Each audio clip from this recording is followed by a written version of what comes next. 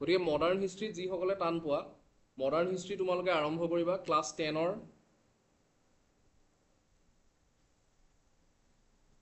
Class 10 modern history start কৰিবা class 10ৰ পৰা। আৰু ক্লাছ 10ৰ যিখন হিষ্ট্ৰী বুক আছে, ক্লাছ 10ৰ যিখন হিষ্ট্ৰী আছে SCERT, সেইখন মই টেলিগ্ৰামত আপলোড কৰি থৈছোঁ, তাৰ পৰা তোমালোকে লৈ ল'বা ডাউনলোড কৰি। তো ক্লাছ 10 হিষ্ট্ৰী সেৱা, ক্লাছ 10 হিষ্ট্ৰী সেৱা, তাৰ পৰা তোমালোকে ষ্টাৰ্ট কৰিব পাৰা। আৰু মই নোটছবিলাক যেতিয়া দিওঁ মই ইয়াৰ পৰাই দিওঁ মেক্সিমাম, আৰু তাতকৈ এডভান্স নোটছখিনি যেতিয়া দিব লগা হয় সেই এডভান্স নোটছখিনি মই হেৰিৰ পৰা দিওঁ, স্পেক্ট্ৰামৰ পৰা দিওঁ, ঠিক আছে। বা তোমালোকক বুজালেও মই স্পেক্ট্ৰামৰ পৰা বুজাওঁ বা সেৱাৰ কিতাপখনৰ পৰা বুজাওঁ, ঠিক আছে। গতিকে সেইখন কিতাপ ল'বা, সেইখন কিতাপ মেলিবা। তো প্ৰথম যিটো চেপ্টাৰ পাবা, সেই চেপ্টাৰ যিটো আছে সেই চেপ্টাৰটোৰ পৰা ভাৰতীয় ইতিহাস আৰম্ভ হয়। আৰু ভাৰতীয় ইতিহাস তাৰ পৰা যেতিয়া ষ্টাৰ্ট হয়, চ' বেটাৰ মই তোমালোকক দেখাই দিওঁ। অকণমান হোল্ড কৰা, অকণমান হোল্ড কৰা।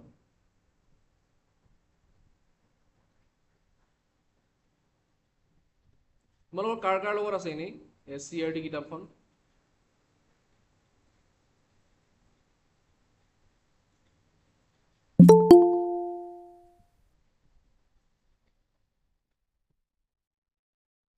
আছে স্যাৰ মোৰ লগত SCERT খন। কাৰ লগত আছে?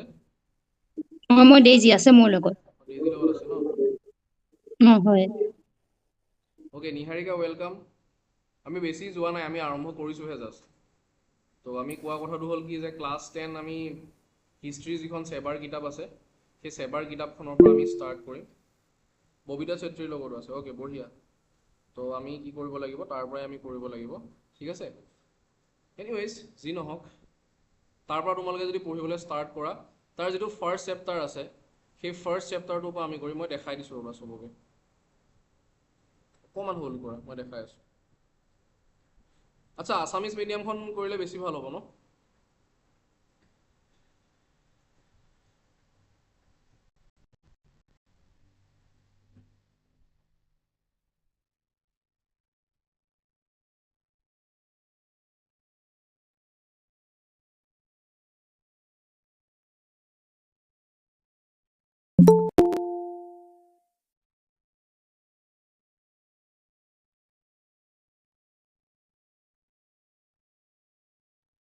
বন্দিতা, আমি জাষ্ট ষ্টাৰ্ট কৰিছোঁহে দেই, আমি জাষ্ট ষ্টাৰ্ট কৰিছোঁহে, গতিকে চিন্তা কৰিব নালাগে, জাষ্ট আৰম্ভ হৈছে, একো যোৱা নাই, পাৰ্টটো যোৱা নাই, ঠিকে আছে। প্ৰথম অধ্যায়ৰ পৰা আমি চাব লাগিব। প্ৰথম অধ্যায়ৰ পৰা হিষ্ট্ৰী ক্লাছটো আনিব বিচাৰা সেই পাৰ্টটোকে মই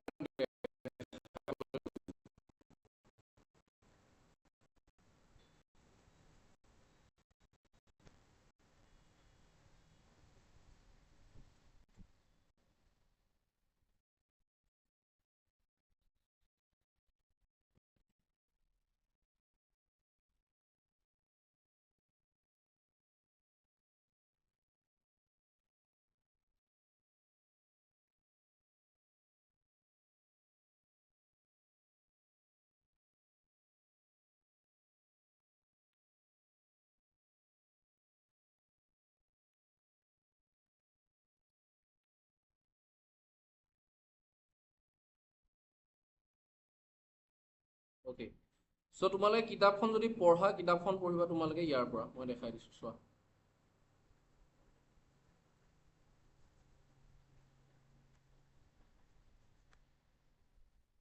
তোমালোকে পঢ়িবা এইটো চেপ্টাৰৰ পৰা পঢ়িবা, ঠিক আছে। ক্লাছ 10ৰ পৰা ষ্টাৰ্ট কৰা, গো ফৰ দিছ চেপ্টাৰ, মহাত্মা গান্ধীৰ উত্থান। আৰু এই চেপ্টাৰটো যদি পঢ়া ভালকৈ, তেতিয়াহ'লে তোমালোকৰ খুব ধুনীয়াকৈ ক্লিয়াৰ হৈ যাব। আৰু ক্লিয়াৰ হৈ যোৱা লগে লগে তোমালোকৰ হিষ্ট্ৰী ছাবজেক্টটো ভাল লাগিবলৈ আৰম্ভ কৰিব। তো ইয়াতে আছে কি, মহাত্মা গান্ধীৰ উত্থান। আৰু এই কথাখিনি যেতিয়া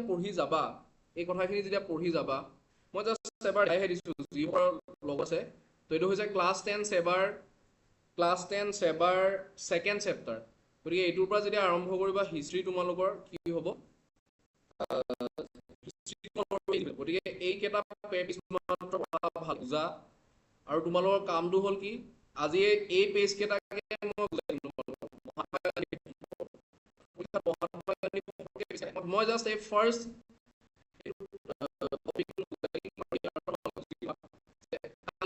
তোমালোকে মই যিটো টপিক পঢ়াই দিছোঁ সেইটো পঢ়িবা ঠিক আছে জাপ মাৰি নাযাওঁ জাষ্ট আৰামকৈ আমি চাম যে এই ফাৰ্ষ্ট যিটো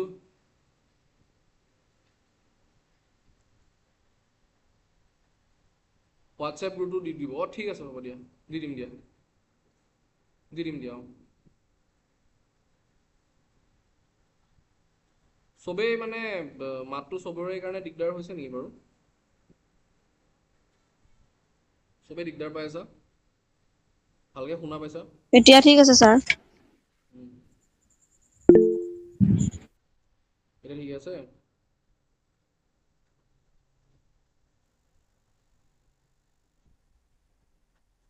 অ'কে ঠিক আছে এতিয়া শুনা পাইছা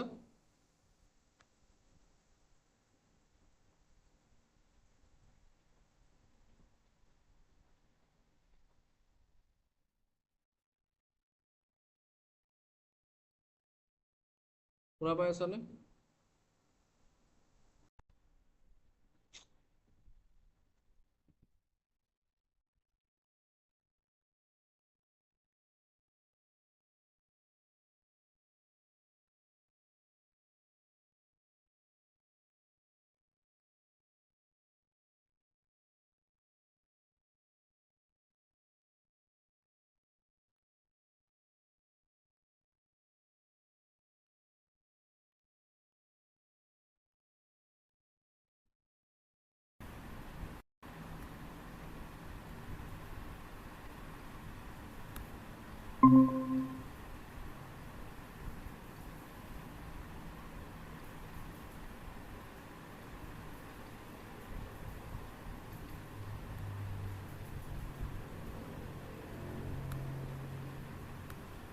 অ'কে এতিয়া শুনা পাই আছা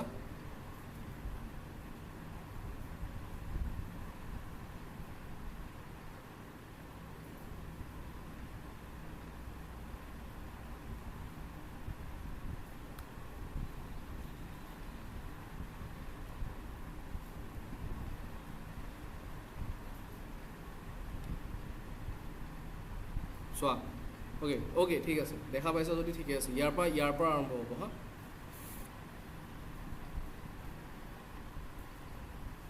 এক মিনিট ৰ'বা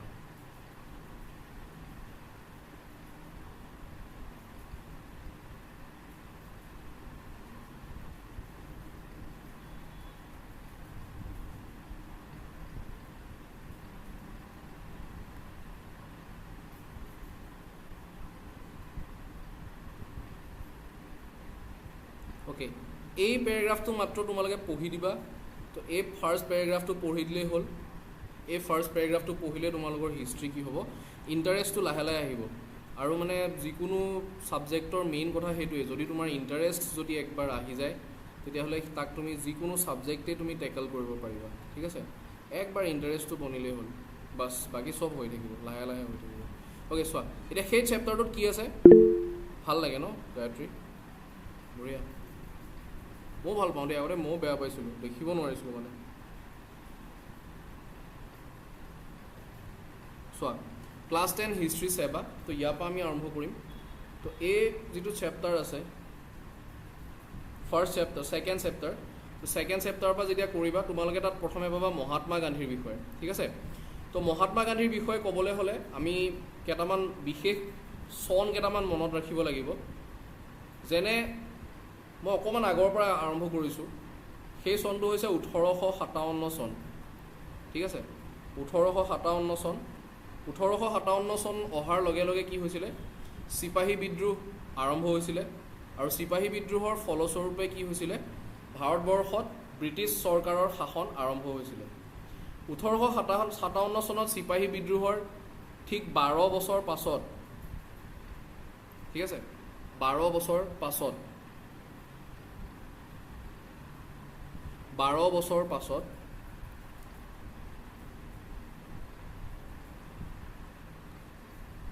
12 বছৰ পাছত কি হ'ল 12 বছৰ পাছত কি হ'ল 1896 চনত মহাত্মা গান্ধীৰ জন্ম হ'ল ঠিক আছে তো তো ক্ৰনলজি এটা তোমালোকৰ টেলিগ্ৰাম গ্ৰুপত অলৰেডি দিয়াই আছে, গতিকে টেলিগ্ৰাম গ্ৰুপত সেইটো চাই ল'বা, আৰু বা মই চাগে হোৱাটছএপ গ্ৰুপতো দিছিলোঁ দেই। আৰু সেই ক্ৰনলজিটো চালে তোমালোকে ভালকৈ গম পাবা। তো 1869ত তেওঁ জন্মগ্ৰহণ কৰিলে। তাৰপাছত তেওঁ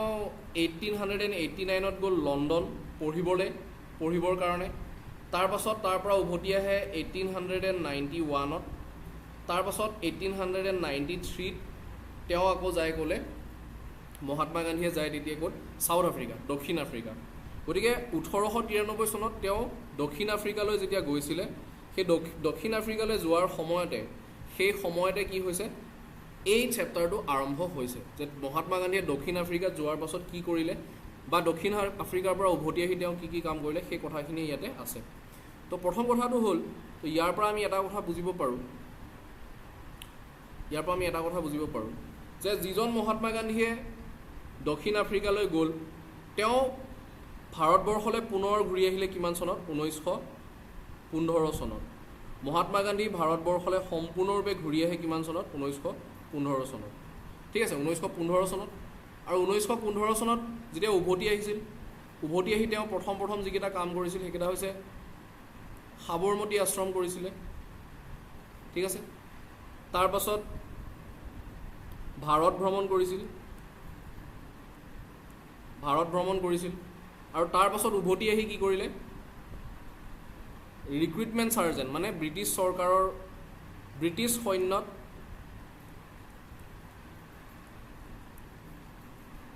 যোগদান দিবলৈ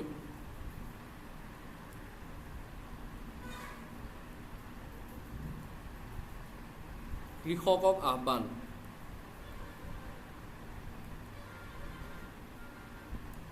তো যিখিনি কৃষক আছিলে সেই কৃষকসকলক ব্ৰিটিছ সৈন্যত যোগদান দিবলৈ কি কৰিলে, আহ্বান জনালে। কোনে আহ্বান জনালে, মহাত্মা গান্ধীয়ে আহ্বান জনালে। ঠিক আছে, আৰু তাৰ পাছত কি হয়, ক্ৰমান্বয়ে মহাত্মা গান্ধীয়ে ইটোৰ পাছত সিটো ঘটনা হোৱাৰ পাছত তেওঁ ভাৰতবৰ্ষত এজন ৰাজনৈতিক নেতা হিচাপে প্ৰতিষ্ঠা লাভ কৰে। এই কথাখিনিয়ে তোমালোকে সেই পেৰেগ্ৰাফটোত পাবা। আৰু তাৰ উপৰি মই আৰু এটা কথা কৈ থৈ যাওঁ এইখিনিতে, সেইটো হৈছে যে তেওঁ 1893 চনৰ পৰা 1915 চনলৈ চাউথ আফ্ৰিকাত যেতিয়া আছিলে, দক্ষিণ আফ্ৰিকাত যেতিয়া আছিলে, তো সেই দক্ষিণ আফ্ৰিকাত থকা অৱস্থাতে কি হ'ল, তেওঁ দুটা কাম কৰিছিলে। তাৰে এটা কামৰ নাম হৈছে ইণ্ডিয়ান অপিনিয়ন, আৰু আন এটা কাম আছিলে কি, নাটাল ইণ্ডিয়ান কংগ্ৰেছ। নাটাল হৈছে এখন ঠাইৰ নাম, সেই ঠাইখন ক'ত আছে, চাউথ আফ্ৰিকাত আছে। ঠিক আছে, নাটাল ইণ্ডিয়ান কংগ্ৰেছ তেওঁ কি কৰিছিলে, আৰম্ভ কৰিছিলে। এতিয়া ইণ্ডিয়ান অপিনিয়ন যেতিয়া আৰম্ভ কৰিলে আৰু নাটাল ইণ্ডিয়ান, এতিয়া ইণ্ডিয়ান অপিনিয়ন কি হয়, ইণ্ডিয়ান অপিনিয়ন হৈছে এখন নিউজ পেপাৰ, এখন বাতৰি কাকত। ঠিক আছে, ইণ্ডিয়ান অপিনিয়ন হৈছে এখন নিউজ পেপাৰ, বাতৰি কাকত। আৰু এইটো হৈছে কি, নাটাল ইণ্ডিয়ান কংগ্ৰেছ কি, এটা সংগঠন বা আমি সংস্থা বুলি ক'ব পাৰোঁ, ৰাজনৈতিক সংগঠন। এতিয়া এটা কথা মন কৰিবা তোমালোকে, যে যিজন মানুহৰ যিটো বিষয়ৰ প্ৰতি ইণ্টাৰেষ্ট, তেওঁ আল্টিমেটলি সেই কামটোৱে গৈ পেলাই কৰে। ঠিক আছে, যেনে তোমালোকে যিবোৰে খুব কথা পাতি মানুহে ভাল পায়, তেওঁলোকে আল্টিমেটলি খুব কথা পাতি ভাল পোৱা তেনেকুৱা লগ এজনে বিচাৰে। যিবোৰ মানুহে ফুৰি ভাল পায়, তো তেওঁলোকে তেনেকুৱা লগ এজনে বিচাৰে। তাৰমানে কথাটো হ'ল, তুমি ভাৰততে থাকা বা অষ্ট্ৰেলিয়াতে থাকা বা তুমি চাউথ আফ্ৰিকাতে থাকা, য'তে নাথাকা কিয়, তোমাৰ যিটো কথাৰ প্ৰতি তোমাৰ ইণ্টাৰেষ্ট আছে, তুমি আল্টিমেটলি সেই কামটোৱে গৈ পেলাই কৰিব লগা হয় বা কৰা যায়। এতিয়া মহাত্মা গান্ধী কি আছিলে, মহাত্মা গান্ধী আছিল এনে এজন ব্যক্তি, সেই মহাত্মা গান্ধী পাছলৈ ভাৰতবৰ্ষত এজন ৰাজনৈতিক নেতা হিচাপে, জাতিৰ পিতা হিচাপে, মহাত্মা হিচাপে, স্বাধীনতা আন্দোলনৰ গুৰি ধৰোঁতা হিচাপে আমি চিনি পাওঁ। কিন্তু সেই মহাত্মা গান্ধীৰ অংকুৰণ হৈছিল ক'ৰ পৰা, চাউথ আফ্ৰিকাৰ পৰাই হৈছিলে। ঠিক আছে, মই মূল কথাখিনি এইকাৰণে কৈছোঁ, চোৱা, টু দা পইণ্ট কৰি গ'লে তোমালোকে কথাবোৰ বুজি নাপাবা। তো মই মূল কথাখিনি কৈ গৈছোঁ যাতে তোমালোকৰ ছাবজেক্টটোৰ প্ৰতি, এই কথাখিনিৰ প্ৰতি এটা ইণ্টাৰেষ্ট আহে, যাতে তোমালোকে সেইখিনি যেতিয়া আকৌ গৈ পঢ়াৰ লগে লগে তোমালোকে যাতে গম পাওঁ, অঁ য়েছ, এইখিনিৰ পৰা আমি কথাখিনি পঢ়িব লাগিব। তো মহাত্মা গান্ধীৰ ইণ্টাৰেষ্ট আছিলে পলিটিক্সত, আৰু পলিটিক্সত যেতিয়া ইণ্টাৰেষ্ট থাকিব, সেই মানুহজনে চাউথ আফ্ৰিকাত, হয়, মহাত্মা গান্ধীয়ে চাউথ আফ্ৰিকাত ওকালতি কৰিবলৈ গৈছিল, কিন্তু ওকালতি কৰিবলৈ যোৱাৰ পাছতো মহাত্মা গান্ধীয়ে চাউথ আফ্ৰিকাতে থাকি পেলাই কি কৰিলে, সাউথ আফ্ৰিকাতে থাকি তেওঁ কি কৰিলে এজন মানে ৰাজনীতিৰ সূত্ৰপাত কৰিলে বুলি আমি ক'ব পাৰোঁ অৰ্থাৎ কি কৰিলে সংগ্ৰাম কৰিলে ৰাজনৈতিক সংগ্ৰাম কৰিলে কাৰ কাৰণে কৰিলে তেওঁ বাতৰি কাকতখনৰ এইবাবেই তেওঁ আৰম্ভণি কৰিছিল তাৰ কাৰণটো হৈছে যে তাত থকা যিসকল ভাৰতীয় মানুহ সেই ভাৰতীয় মানুহখিনিক যাতে যি ব্ৰিটিছৰ দ্বাৰা যি শোষণ হৈছিলে সেই শোষণৰ পৰা যাতে পৰিত্ৰাণ দিব পাৰে সেয়াই আছিলে মহাত্মা গান্ধীৰ লক্ষ্য ঠিক একেদৰে সেই মহাত্মা গান্ধীয়ে কি কৰিলে নাটাল ইণ্ডিয়ান কংগ্ৰেছ কিয় আৰম্ভ কৰিলে নাটাল ইণ্ডিয়ান কংগ্ৰেছ গঠন কৰাৰ কামো এইটোৱে হ'ল যে নাটালত যিসকল ভাৰতীয় মানুহ আছিলে সাউথ আফ্ৰিকাত অৰ্থাৎ তাতে ব্ৰিটিছবিলাকে কি কৰিছিলে যিবোৰ বগা ছালৰ মানুহ সেই বগা ছালৰ মানুহবোৰক তেওঁলোকে প্ৰাধান্য দিছিলে আৰু যিবোৰ মানুহৰ ছালখন ক'লা সেই মানুহবোৰক কি দিয়া নাছিলে প্ৰাধান্য দিয়া নাছিলে এতিয়া কি হ'ল সেই ক'লা বৰণৰ যিটো ৰেচিজম আছিলে সেই ৰেচিজমৰ অপজিশ্যন কৰিবলৈ গৈয়ে মহাত্মা গান্ধীয়ে কি কৰিলে নাটাল ইণ্ডিয়ান কংগ্ৰেছৰ জন্ম দিছিলে যাতে তাত থকা ভাৰতীয়সকলক তেওঁ কি কৰিব পাৰে সুৰক্ষা দিব পাৰে এতিয়া মহাত্মা গান্ধীয়ে কি কৰিলে আল্টিমেটলি এজন মানুহৰ কথা মই তোমালোকক কওঁ হা পটককৈ মই 2 মিনিটৰ কাৰণে কওঁ এজন মানুহ আছিলে তেওঁ থাইলেণ্ডৰ হয় ইউটিউবত তোমালোকে চাবা চাৰ্চ কৰি তেওঁক পাই যাবা তেওঁৰ ভিডিঅ' পাবা তেওঁৰ স্পীচ পাবা খুব সাধাৰণ মানুহ আমাৰ অসমত যেনেকৈ যাদৱ পায়েং খুব বেছি পপুলাৰ ঠিক তেনেকৈ তেওঁ থাইলেণ্ডত তেনেকৈ খুব বেছি পপুলাৰ এজন ফেমাছ মানুহ সাধাৰণ মানুহৰ মানুহ ঠিক আছে সেই মানুহজনৰ ক্ষেত্ৰত কি হৈছিলে তেওঁ যেতিয়া চহৰত আছিলে থাকিবলৈ বেংককত যেতিয়া আছিলে থকা অৱস্থাত তেওঁ তাতে চাকৰি কৰিছিল তেওঁৰ পৰিয়াল তাতে আছিল আৰু তাতে থকাৰ কাৰণটো হ'ল তাতে চাকৰি কৰাৰ কাৰণ এইটোৱে হ'ল যে তেওঁ সৰুৰ পৰাই ভাবিছিলে যে জীৱনত উন্নতি কৰিবলৈ হ'লে আমি চহৰত থাকিব লাগিব চহৰত থাকি আমি চাকৰি কৰিব লাগিব চাকৰি কৰিলে আমাৰ কি হয় তেতিয়া আমাৰ পৰিয়ালটোক আমি পোহপাল দিব পাৰিম জীৱনত উন্নতি কৰিব পাৰিম কিন্তু সেই সময়ত তেওঁ দেখিলে যে তেওঁ যিখিনি উপাৰ্জন কৰিছে সেই উপাৰ্জনখিনিৰে তেওঁৰ মাহিলী যিখিনি খৰচ সেই খৰচখিনি তেওঁৰ নোজোৰে তাৰোপৰি তেওঁৰ কি হ'ল যে সেই খৰচখিনিৰে তেওঁ যিমান কষ্ট কৰে তাৰ বিনিময়ত তেওঁ খুব ভাল খাদ্যও তেওঁ খাবলৈ নাপায় তো ইয়াৰ পৰিপ্ৰেক্ষিতত কি হ'ল সেই মানুহজনে বেংকক এৰি নিজৰ গাঁৱলৈ ঘূৰি আহিলে গাঁৱৰ পৰা যোৱা মানুহ গাঁৱলৈ ঘূৰি আহিলে ঠিক আছে তো গাঁৱৰ পৰা যোৱা মানুহৰ সদায় কিহত ইণ্টাৰেষ্ট থাকে গাঁৱৰ পৰা যোৱা মানুহে বেছি এইবিলাক হুলস্থুল ভাল নাপায় পলিউশ্যন ভাল নাপায় শান্তিত থাকি ভাল পায় নিৰ্জন পৰিৱেশত ভাল পায় বোকা পানী চহৰৰ বোকা পানীখিনি বেয়া পায় বানপানী বেয়া পায় তো আল্টিমেটলি আমি সকলোৱে পথাৰ ভাল পাওঁ বা এইবিলাক বস্তু ভাল পাওঁ নদী তো সেই মানুহজনো ঠিক তেনেকুৱাই আছিলে তেওঁ যেতিয়া গাঁৱলৈ যেতিয়া তেওঁ ঘূৰি আহি তেতিয়া তেওঁ কি কৰিলে মই মহাত্মা গান্ধীৰ লগত কথাখিনি ৰিলেট কৰি আছোঁ মই সেইকাৰণে মই কথাটো কৈছোঁ যে তেওঁ যেতিয়া গাঁৱলৈ ঘূৰি আহি তেওঁ তেতিয়া কি কৰিলে সেই মানুহজন যিজনে চহৰত ভালকৈ উশাহ ল'ব পৰা নাছিলে সেই মানুহজনে নিজৰ ঘৰত থাকি নিজৰ গাঁৱত থাকি লাহে লাহে খেতি কৰিবলৈ আৰম্ভ কৰিলে যিজন মানুহে দৈনিক 12 ঘণ্টা কাম কৰিছিল বেংককত থাকি সেইজন মানুহে দিনটোত মাত্ৰ 6 ঘণ্টা কাম কৰি তাকো 2 মাহৰ বাবে গোটেই বছৰটোৰ বাবে তেওঁৰ খেতি তেওঁ চপাব সম্ভৱ হৈ গ'ল গোটেই বছৰটোৰ বাবে তেওঁৰ ধান যোগাৰ হৈ গ'ল যিখিনি সময় আজৰি সময় পায় সেই আজৰি সময়ত তেওঁ বাগিচাৰ কাম কৰে ইটো কৰে সিটো কৰে চ' তেনেকৈ তেওঁ কি কৰিলে নিজক প্ৰতিষ্ঠা কৰিলে ঠিক আছে চ' তেনেকৈ নিজক যেতিয়া প্ৰতিষ্ঠা কৰাৰ পাছত কি হ'ল সেই মানুহজনে পিছত নিজৰ যিটো বক্তৃতা তেওঁ দিছিলে সেই বক্তৃতাত তেওঁ কৈছিলে যে life is simple we make it complex ঠিক আছে তো তেওঁ যিজন পথাৰ ভাল পোৱা মানুহ সেই মানুহজন বেংককত গৈ পথাৰ বিচাৰি নাপায় বা সেই শান্তিৰে উশাহ ল'ব নাপায় তেওঁ নিজৰ ঠাইলৈ ঘূৰি আহিছিলে মহাত্মা গান্ধীয়ে যিজন মানুহৰ তেজত আছিলে মানুহৰ কাৰণে সংগ্ৰাম কৰা মানুহক জীয়াই তোলা যি অন্যায় অবিচাৰৰ বিৰুদ্ধে যুদ্ধ কৰা সেই মহাত্মা গান্ধীয়েও সেই তাৰ সূত্ৰপাত ক'ত কৰিছিলে সাউথ আফ্ৰিকাত গৈ কৰিছিলে আৰু পৰৱৰ্তী সময়তো মহাত্মা গান্ধীয়ে সেইখিনি আহি ক'ত সম্পূৰ্ণ কৰিলে ভাৰতবৰ্ষত আহি সম্পূৰ্ণ কৰিলে এতিয়া কথাটো হ'ল মহাত্মা গান্ধীয়ে ভাৰতবৰ্ষত আহিনো কি কৰিলে সেই 3টা কথা মই ইতিমধ্যে তোমালোকক কৈ গৈছিলোঁ যে মহাত্মা গান্ধীয়ে ভাৰতবৰ্ষত আহি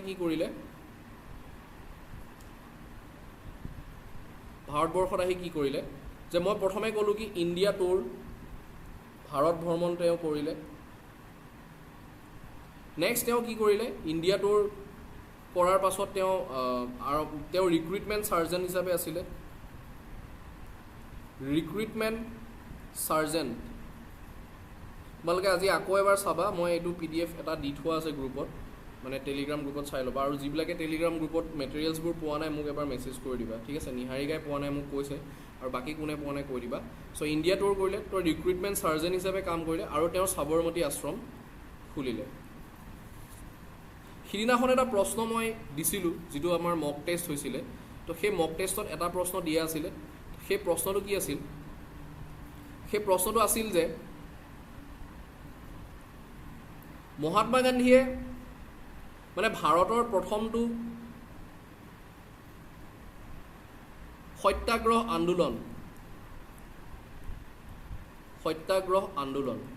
ভাৰতবৰ্ষৰ প্ৰথমটো সত্যাগ্ৰহ আন্দোলন কোনটো আছিলে চ' ভাৰতবৰ্ষৰ প্ৰথমটো সত্যাগ্ৰহ আন্দোলন আছিলে চম্পাৰণৰ আন্দোলন চম্পাৰণ তোমালোকে চম্পাৰণৰ বিষয়ে কিতাপখনত পাবা চম্পাৰণ ঠিক আছে চম্পাৰণত হ'ল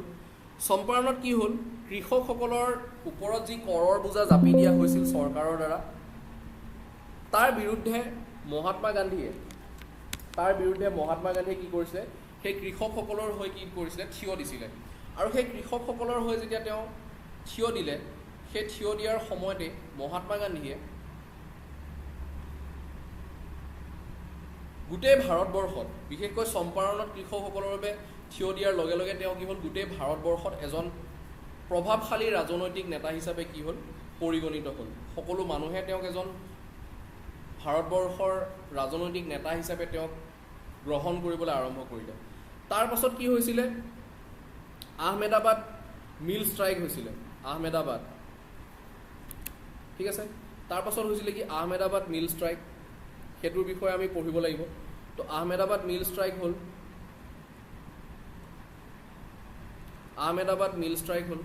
তাৰ পাছত সমান্তৰালভাৱে চম্পাৰণত হ'ল আহমেদাবাদ মিল ষ্ট্ৰাইক হ'ল আৰু আহমেদাবাদ মিল ষ্ট্ৰাইক হোৱাৰ পাছত খেৰাত কৃষকসকলৰ বাবে তেওঁ কি কৰিলে যুঁজ দিলে এই তিনিটা ঘটনাক আমি কি বুলি কওঁ এই তিনিটা ঘটনাই কি আছিলে সত্যাগ্ৰহ আন্দোলন আছিলে য'ত সত্যৰ আধাৰত মহাত্মা গান্ধীয়ে মানুহক আন্দোলন কৰিবলৈ শিকাইছিলে সত্যৰ আধাৰত ঠিক আছে সত্যৰ আধাৰত মানুহক আন্দোলন কৰিবলৈ কি কৰিছিলে শিকাইছিলে আৰু সত্যৰ আধাৰত মানুহক যেতিয়া আন্দোলন কৰিবলৈ শিকালে মহাত্মা গান্ধীয়ে তেতিয়া মহাত্মা গান্ধীয়ে এই তিনিটা ঘটনাক আমি কি বুলি ক'ব পাৰোঁ মহাত্মা গান্ধীৰ যিখন আত্মজীৱনীৰ নাম সেই আত্মজীৱনীখনৰ নাম হৈছে মোৰ সত্য অন্বেষণৰ কাহিনী পৰীক্ষাত যদি এই প্ৰশ্নটো আহে দুটা প্ৰশ্ন মই ইয়াতে কৈ দিলোঁ যে ভাৰতবৰ্ষৰ প্ৰথমটো সত্যাগ্ৰহ আন্দোলন কি আছিলে চম্পাৰণ বিপ্লৱ আছিলে আৰু মোৰ সত্য অন্বেষণৰ কাহিনী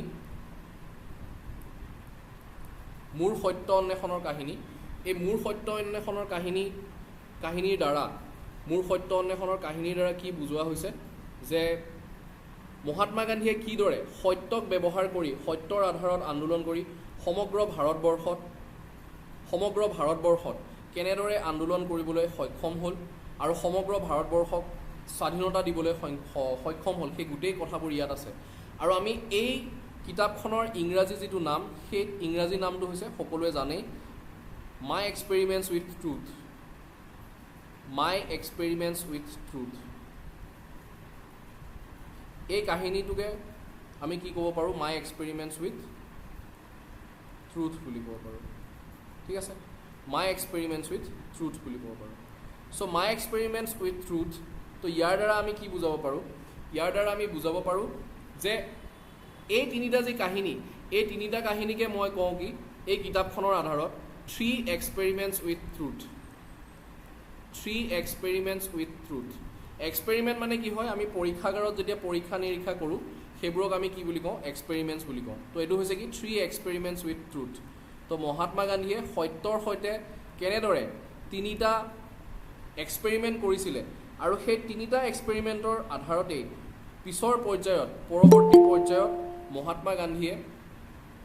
পৰৱৰ্তী পৰ্যায়ত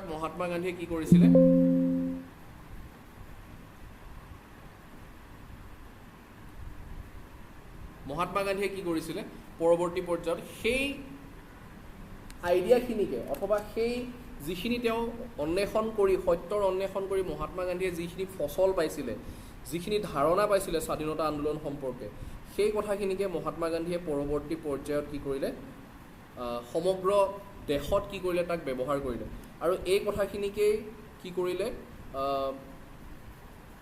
পৰৱৰ্তী সময়ত ব্যৱহাৰ কৰি কৰি মহাত্মা গান্ধীয়ে ভাৰতবৰ্ষক স্বাধীনতা দিবলৈ সক্ষম হ'ল। অ'কে বিদিশা, তোমাৰ অকণমান দেৰি হ'ল, কোনো কথা নাই, মই আজি লিংকটো দিওঁতে অকণমান দেৰি হ'ল, তো মই এটা কথা কৈ দিওঁ।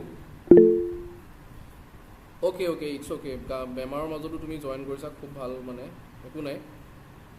চ' কথাটো হ'ল, মই ক'ব খোজা কথাটো হ'ল, তো আজিৰ পৰা যেতিয়া আমি ক্লাছবোৰ কৰিম, ক্লাছবোৰ কৰিলে আমি সদায় 8:30 বজাতে আমি ক্লাছবোৰ কৰিম, ঠিক আছে, 8:30 বজাতে আৰম্ভ কৰিম আৰু সদায় সন্ধিয়া 8:30 বজাত কৰিম। কাৰণ আল্টিমেটলি মানে দেখিলোঁ যে নহয়, ৰাতিপুৱাকৈ মানে বা যিকোনো সময়তকৈ সন্ধিয়া 8:30 বজাটোৱে অ'কে হয়, এভৰিডে 8:30টাতে আমি কৰিম। আৰু তাৰোপৰি কি হয়, কাইলৈ ক্লাছ নহয়, কাইলৈ তোমালোকে পঢ়িবা, মই চিলেবাছ দি দিম, সেইমতে তোমালোকে পঢ়ি ল'বা। পৰহিলৈ আকৌ এক্সাম, পৰহিলৈ এক্সামটো খুব ধুনীয়াকৈ দিবা, আকৌ ভালকৈ দিবা। যোৱাবাৰ যিটো পৰীক্ষা হৈ গ'ল, সেই পৰীক্ষাটোত বহুতে তোমালোকে ৰিজনিং এণ্ড মেথমেটিক্সৰ কুৱেশ্যনবোৰ এটেম্প কৰা নাই, গতিকে মই চাওঁতে গম পালোঁ। গতিকে কি কৰিবা, তোমালোকে মেথমেটিক্স ৰিজনিংখিনি ভালকৈ চাবা আৰু মোক তোমালোকে ক'বা যে ৰিজনিং আৰু মেথছৰ তোমালোকে কোনটো পৰ্চনত দিগদাৰ পাই আছা, সেই কথাটো মোক ক'বা, ঠিক আছে। তো সেই কথাটো ক'লে মানে আমি সেই পাৰ্টিকুলাৰ টপিকবিলাকত আমি ফ'কাছ কৰিব পাৰিম, ঠিক আছে। অ'কে, আগবাঢ়িছোঁ। বিদিশাক লগতে আৰু এটা কথা কৈ যাওঁ মই, সেইটো হৈছে কি, ইতিহাসটো পঢ়িবলৈ হ'লে, ইতিহাস পঢ়িবলৈ আমি ক'ৰ পৰা আৰম্ভ কৰিব লাগিব, ক্লাছ 10ৰ যিখন ইতিহাসৰ কিতাপ তাৰ 2 নম্বৰ অধ্যায়টোৰ পৰা আমি আৰম্ভ কৰিব লাগিব, ঠিক আছে। তো এইটো হৈছে কি, মাই এক্সপেৰিমেণ্টছ উইথ ট্ৰুথ। অ'কে, ইয়াৰ পাছত সেই মহাত্মা গান্ধীয়ে, মই দ্বিতীয় যিটো পেৰেগ্ৰাফ বা টপিক আছে সেইটোলৈকো মই গুচি যাওঁ আৰু সেই কথাটো তোমালোকক ক্লিয়াৰ কৰি থৈ দিওঁ। এইটোৰ পৰা যোৱা বছৰ পৰীক্ষাত প্ৰশ্ন আহিছিলে, সেয়া হৈছে ৰাওলাট আইন, ৰাওলাট এক্ট 1919 চন, ঠিক আছে, ৰাওলাট এক্ট 1919। চ' ৰাওলাট এক্ট 1919, তো ইয়াৰ পৰা কি হ'ল, ৰাওলাট এক্ট 1919ৰ পৰা কি হ'ল, এই আইনৰ অধীনত কি কৰা হৈছিলে, মানুহক কি কৰিব পৰা হৈছিলে, গ্ৰেপ্তাৰ কৰিব পৰা হৈছিলে, গ্ৰেপ্তাৰ কৰিব পাৰিছিল যিকোনো কাৰণত। মই কথাটো ঘৰুৱা ভাষাতে কৈছোঁ, যিকোনো কাৰণত মানুহক কি কৰিব পাৰিলে, গ্ৰেপ্তাৰ কৰিব পাৰিলে। আৰু যি দুজন মানুহক প্ৰথম গ্ৰেপ্তাৰ কৰিলে তেওঁলোকৰ নাম আছিলে ডক্টৰ সত্যপাল আৰু কি হৈছে,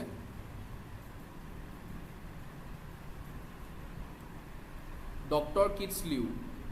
ডক্টৰ সত্যপাল আৰু ডক্টৰ কিটছলিউ, তো এই দুজন মানুহে কি আছিলে, এই মানুহ দুজনৰ জৰিয়তে কি কৰিলে, তেওঁলোকে কি কৰিব পাৰিলে, গ্ৰেপ্তাৰ কৰিব পাৰিলে। এই দুজন মানুহক যেতিয়া গ্ৰেপ্তাৰ কৰিলে, লগে লগে তাৰ প্ৰতিক্ৰিয়া ক'ত হ'ল, পাঞ্জাৱত হ'ল। ইয়াৰ প্ৰতিক্ৰিয়া লগে লগে পাঞ্জাৱত হ'ল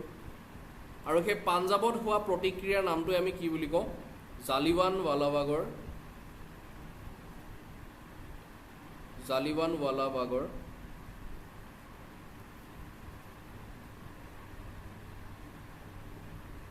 হত্যাকাণ্ড,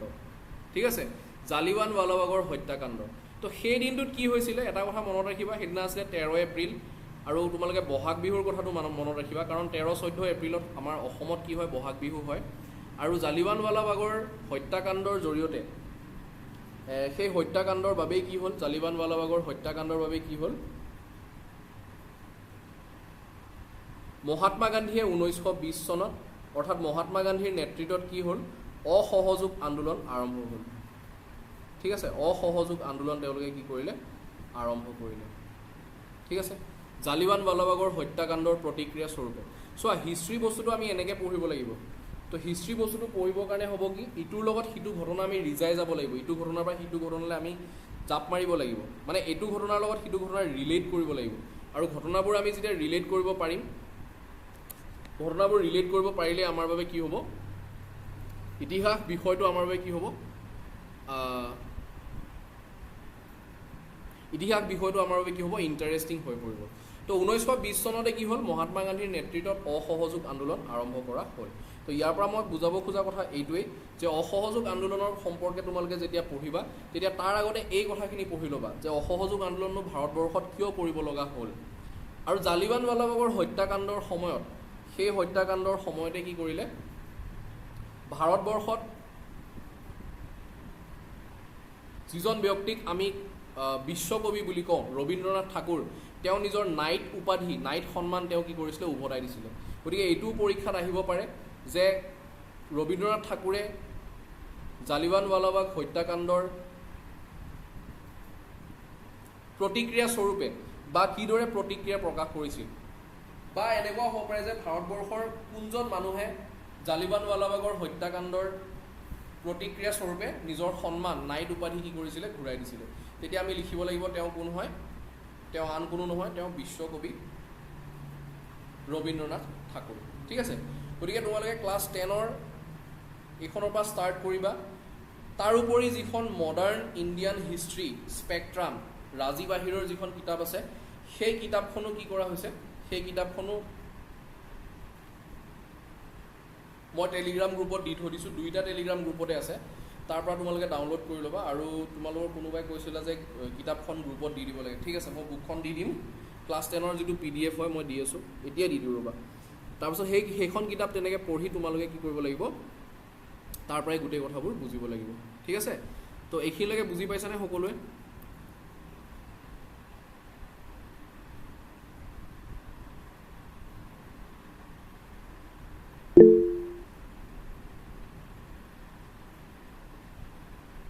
পাইছা ন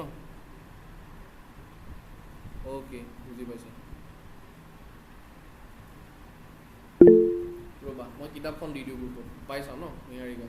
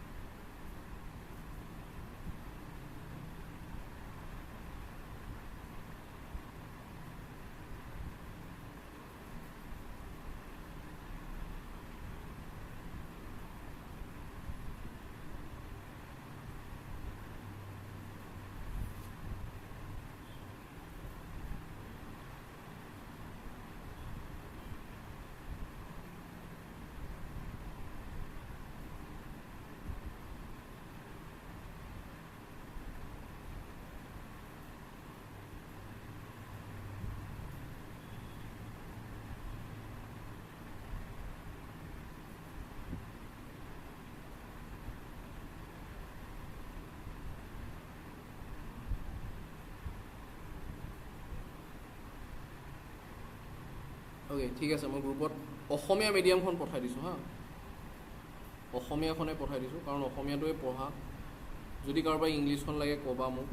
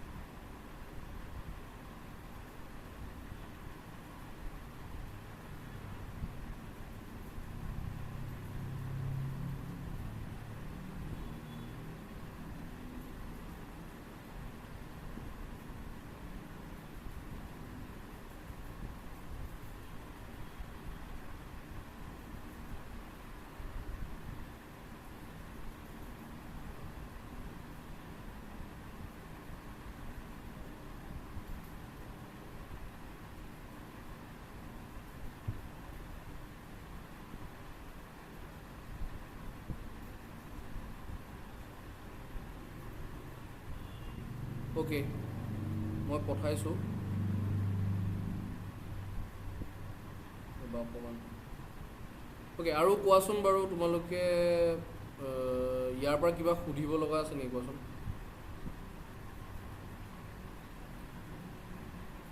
গ্ৰুপত দিছোঁ ৰ'বা গৈ আছে অকণমান ৰখা ৰৈ দিয়া বহুত MB হয় 69 MB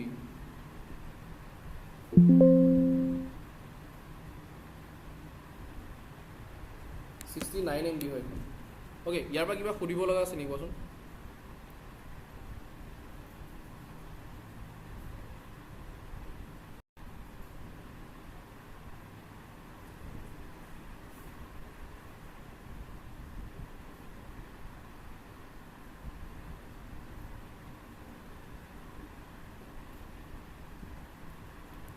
বুজি পাইছা ন ঠিক আছে বঢ়িয়া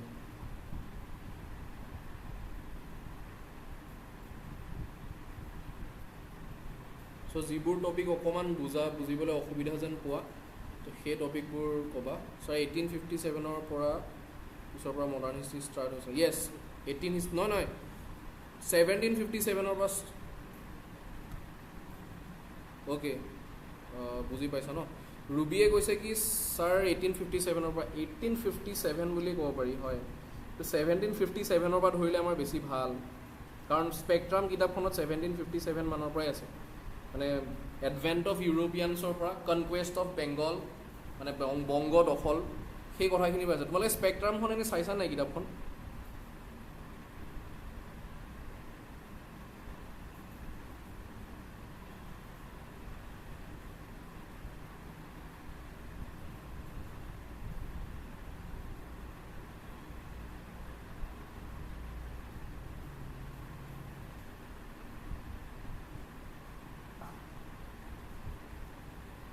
চাইছানে নাই চোৱা ন স্পেক্ট্ৰামো চাবা হা তো যিটো গ্ৰুপ আছে সেই গ্ৰুপত টেলিগ্ৰাম গ্ৰুপতে আছে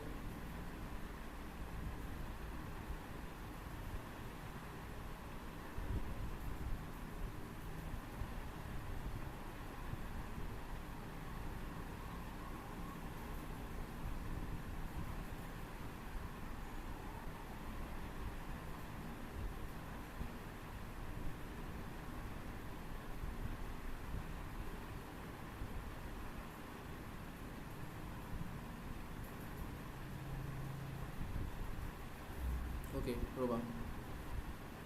মেছেজটো গৈছে চাগে